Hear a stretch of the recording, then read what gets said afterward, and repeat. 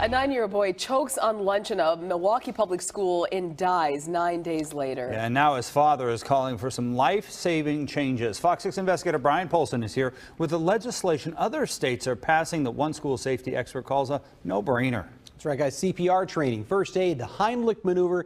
In Wisconsin, high school students are now required to get that kind of training before they're allowed to graduate. But it's a different story for the adults in charge. Ready? Stop! Stop! Flashes of Sam Megna's short life are preserved in all of the typical home videos. The school Christmas concert,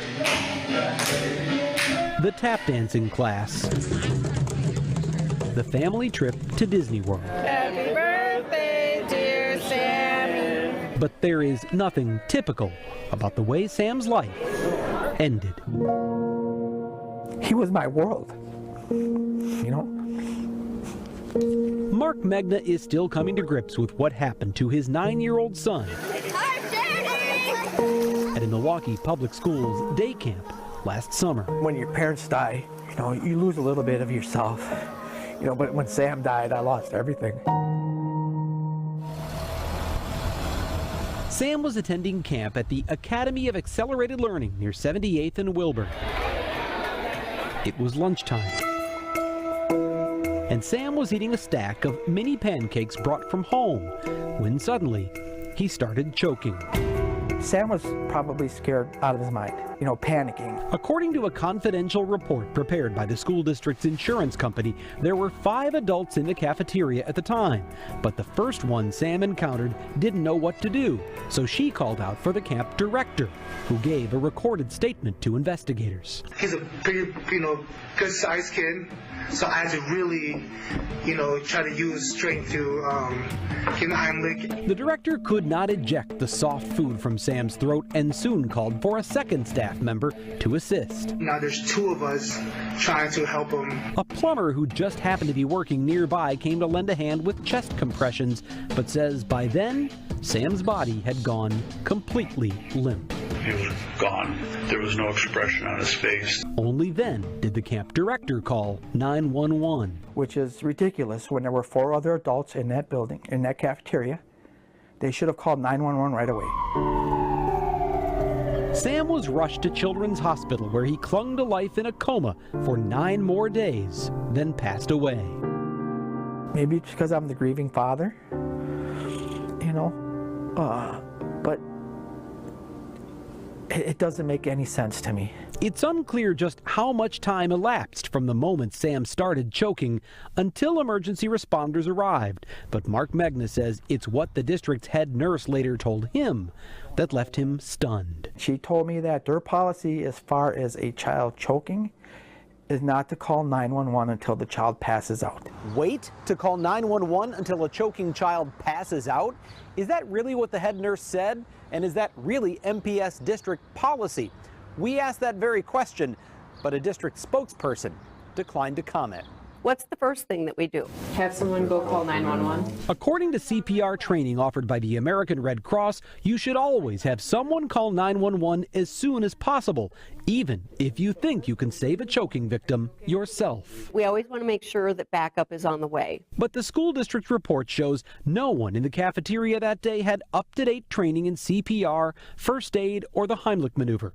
And a Fox 6 investigation finds Milwaukee public schools don't require it.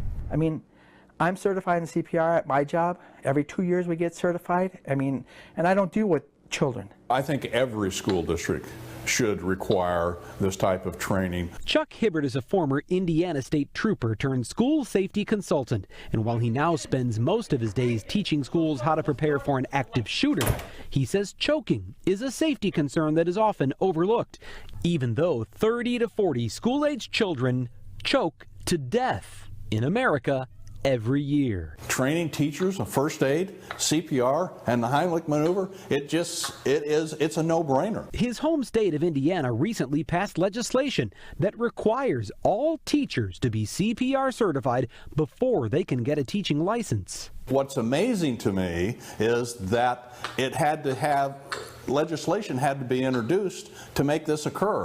Why aren't we doing this in every state? I think this is a big wake-up call. Roy Shaw heads a national training firm that tracks CPR laws across the country.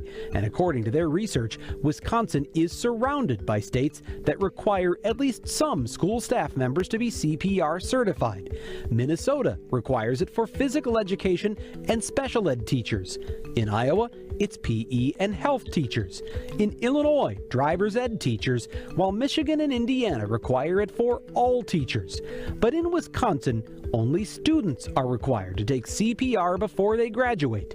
For school staff, the training is voluntary. They must be proactive and get trained before the emergency happens. Sam's parents say they are furious with MPS, not only for what they believe was a delayed call to 911, but for the cold shoulder they've gotten from the school district ever since. Nothing, not apology, not a letter of condolence, nothing at all from MPS. On what would have been Sam's 10th birthday, the Megna family held a fundraiser for Children's Hospital in Sam's honor.